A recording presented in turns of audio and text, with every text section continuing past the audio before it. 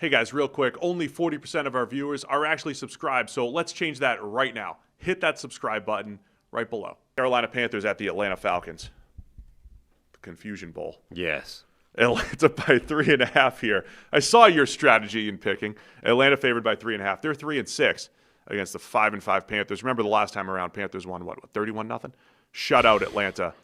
And they were 0-2, Carolina, at the time. Yeah. It was at home in Carolina. It was a confusing result. Made no at the sense time. then. It doesn't make much more sense now. We thought Atlanta would be better than 3-6. They've hit a lull and hit some issues here. And then Carolina just continues to win games that they shouldn't and now lose games that they shouldn't last week against the Saints. Yeah, it didn't make any sense at the time because we thought Atlanta was a much better team than Carolina. Now, Carolina's 5-5. The Falcons are 3-6. They're still a couple of games better off, and yet Vegas is still saying, no, Atlanta's a better team.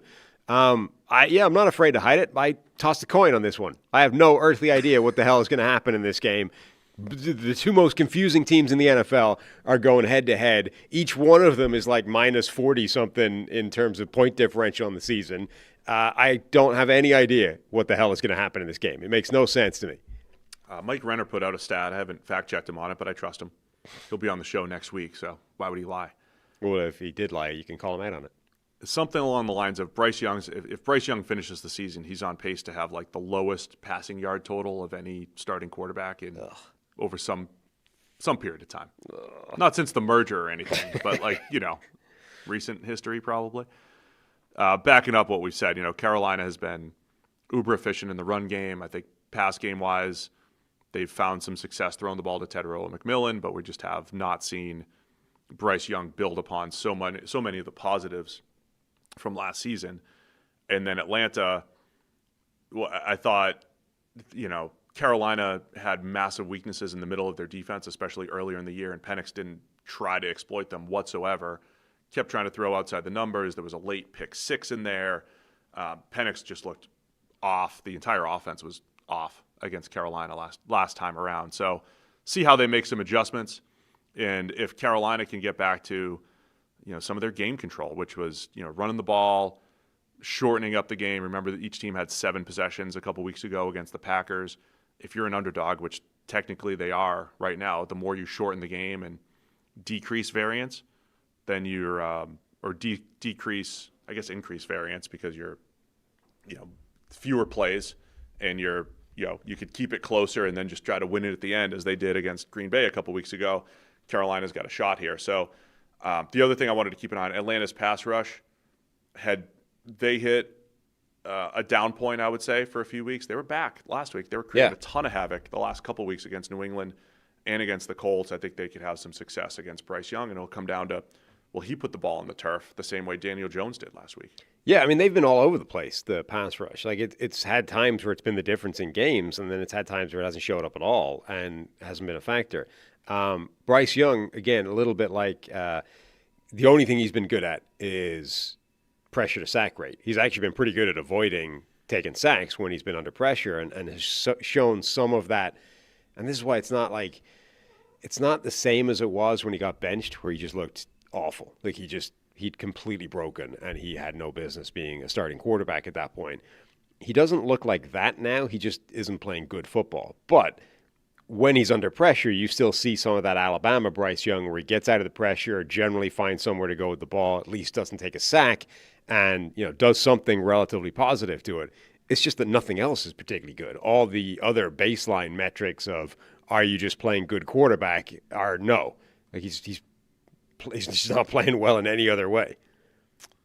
It was 30-0 that first game. Just going back to the other side of the ball. Bijan ran 13 times for 72 yards. I think they should be able to lean on that. I think, Carolina does a nice job up front with, Derek Brown, A'Shaun Robinson. They've done a good job overall this year stopping the run with those defensive tackles, but those guys are less effective against wide zone schemes like Atlanta runs. That was what was confusing about the matchup, right? There was so many things that Atlanta did well that should have been good against Carolina, but the Panthers did a nice job slowing down that offense and forcing Penix outside the numbers and forcing him into some big mistakes. Yeah, that again, matchup-wise, this feels like Atlanta has an advantage across the board almost, and yet the last time they got absolutely wrecked by the Panthers. I don't understand it.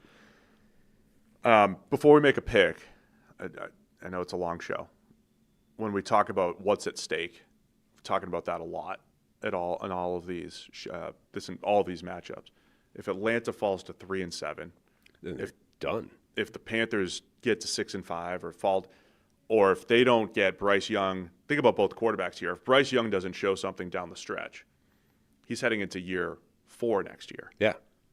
Is Carolina making a call on Bryce Young? I mean, if he doesn't improve down the stretch, it's pretty hard to construct an argument that he's definitely the guy next year. Like, how could you not at least be looking for alternative options based off how he's playing this year? So that's at stake, the second half of the year here for Bryce Young.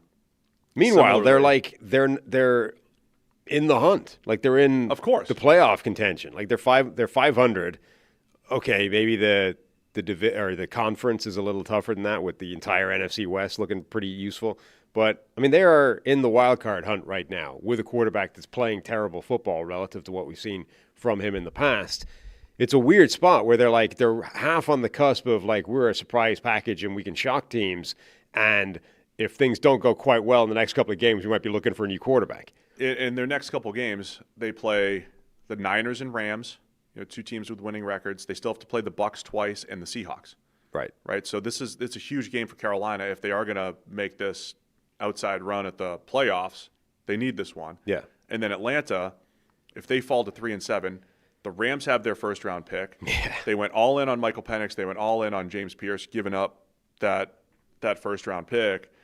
There's some heavy investment. Michael Penix Jr. has been, not great overall this season, and there's a lot at stake for Atlanta their entire season, which went from confusing it up and down to like just a straight up disappointment since they lost to Miami. Yeah. I mean, the problem would be for them, it's not so much like, it's easy to construct the argument from their point of view that next year's first round pick, however good that's looking in terms of overall slot, that's James Pierce Jr., right? And those two guys look good. Like, that part of it has worked out. They aggressively went after those two edge rushers this year. They drafted one at the top of the draft. They then traded next year's first to get James Pierce Jr., and those two guys are looking really good. They're both combining in tandem. Jalen Walker looks like an every down playmaker for them, and James Pierce Jr. has been getting a ton of pressure. So that part, I think you can talk yourself into. The bigger concern is that Michael Penix, the dude that had like a 9% big-time throw rate last year in limited action and looked like he was going to be this like aggressive, hyper explosive passing weapon. I mean, that's not been the case at all this year. So I'd be less concerned by the fact that they don't have next year's first-round pick because that's effectively a high-end edge rusher that they got early. I'm more concerned by the fact that the guy you thought was the quarterback of the future had a rough year. A lot at stake here. NFC South matchup. You flipped a coin. Yeah.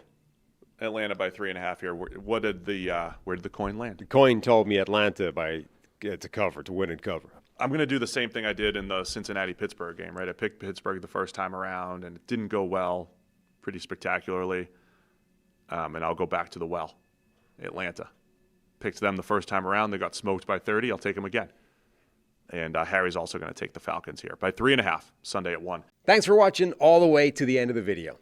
Check the Mic is live Monday, Wednesday, and Thursday, so be sure to hit subscribe so you don't miss a video. You heard the man. Subscribe.